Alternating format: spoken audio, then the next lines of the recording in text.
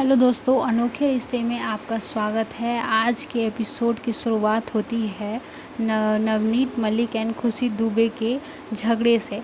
वो सुमेध कह रहे होते हैं कि मेरी बा कातिल नहीं है, मेरी बा निर्दोष है, पर रुक्मिणी सुमेध को कहती है कि मैंने बा के खिलाफ़ सबूत इकट्ठा किए हैं। ये जो गोली है, जो बंदूक है, उससे जो गोली चली थी और जो मेरी माँ पे गोली, वो दोनों गोली एक दूसरे से मैच करती है और इसीलिए मैं दावे के साथ कह सकती हूँ कि केसर बा ही मेरी माँ की कातिल है।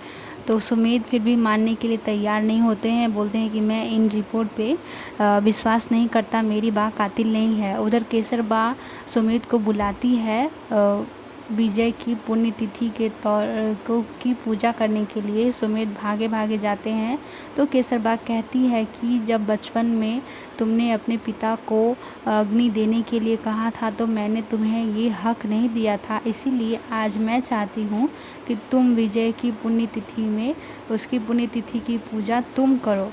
और सुमेध बहुत ही घबराए हुए होते हैं तो केसरबा कहती हैं कि कोई बात है सुमेध, तुम इतने घबराए हुए क्यों हो? पर सुमेध कहते हैं कि कोई बात नहीं है बा, मैं बिल्कुल ठीक हूँ। बा कहती है कि ठीक है, तो तुम पूजा की तैयारी करो, आज विजय की आत्मा को भी शांति मिलेगी। उधर से रुक्मिणी आ रही होती है और कहती है कि आज सिर्फ पापा की आत्मा की शांति नहीं बल्कि मेरी माँ की भी आत्मा को शांति मिलेगी, क्योंकि उनके कातिल का पता चल गया है। तभी सभी लोग घबरा जाते हैं और बोलते हैं कि ये क्या कह रही हो रुक्मिणी तुम? तभी रुक्मिणी कहती है कि मेरी माँ का जिस औरत ने खून किया था उसी घर में मौजूद है। तो शिवानी कहती है पर इस घर में कौन कातिल हो सकता है? तो रुक्मिणी केसर बा की तरफ हाथ करते हुए कहती है कि बा है मेरी माँ की कातिल। केसर बा बहुत ही घबरा जाती है और वह सोचने लगती है कि रुक्मिणी ये क्या कर रही है। तभी सुमेध कहते हैं कि रुक्मिणी आप चुप रहिए, आप ऐसा नहीं कर सकती, मेरी बा को ऐसा नहीं कह सकती। और रुक्मिणी कहती है कि आपने इसी बंदूक से मेरी माँ को खून किया था, उस मेले में आप भी थी और मेरी माँ भी थी। रुक्मिणी की माँ की तस्वीर को देखकर केसरबा घबरा जाती है और घबराने लगती है तो सुमेध और मल्हार बा को कमरे में ले जाते हैं। तभी बा कहती है कि मैं इस औरत को पहचानती हूँ। जिस वक्त मैंने ढोलक सेठ पे फायरिंग की थी, ढोलक सेठ ने मेरे ऊपर कपड़ा फेंक दिया था, शायद उसी वक्त उस औरत को गोली मेरे हाथों से लग गई। और वह बहुत रोने लगती है और घबराने लगती है, बोलती है कि मेरे इन हाथों से एक निर्दोष का खून हो गया, मैंने 3 बच्चों को उनकी माँ से दूर कर दिया।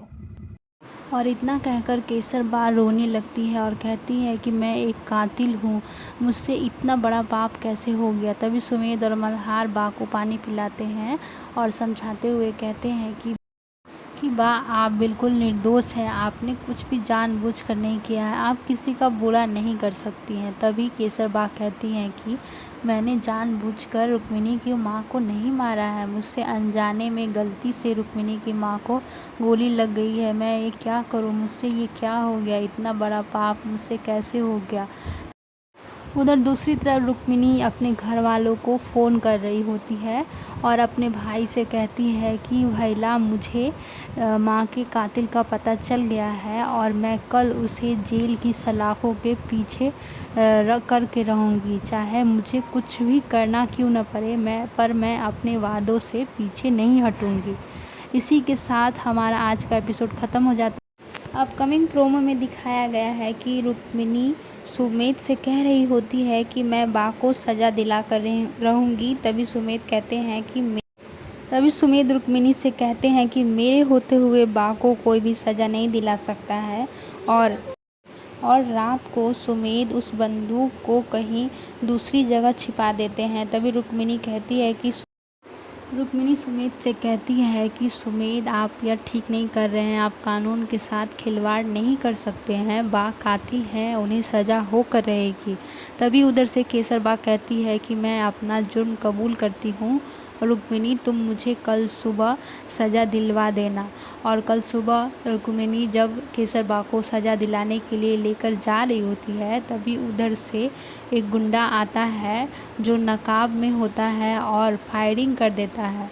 केसर बा पे फायरिंग जब हो रही होती है तभी सुमेध केसर बा के सामने आ जाते हैं और उस गोली को अपने ऊपर ले लेते हैं और ज़मीन पे नीचे गिर जाते हैं। सभी लोग चौंक जाते हैं कि ये क्या हो गया और सुमेध चिल्लाने लगते हैं।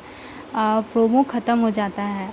आगे के एपिसोड में मुझे ये लगता है कि मल्हार ही सुमेध का कातिल होगा। मल्हार ने ही सुमेध पे फायरिंग की है क्योंकि वो नहीं चाहता है कि रुक्मिणी और सुमेध एक साथ रहें। वो कब से रुक्मिणी से शादी करना चाहता है और वह सुमेध को मारकर रुक्मिणी से शादी करेगा या फिर और भी कुछ नए ट्विस्ट आने वाले हैं, ये तो हमें आने वाले एपिसोड में ही पता चलेगा।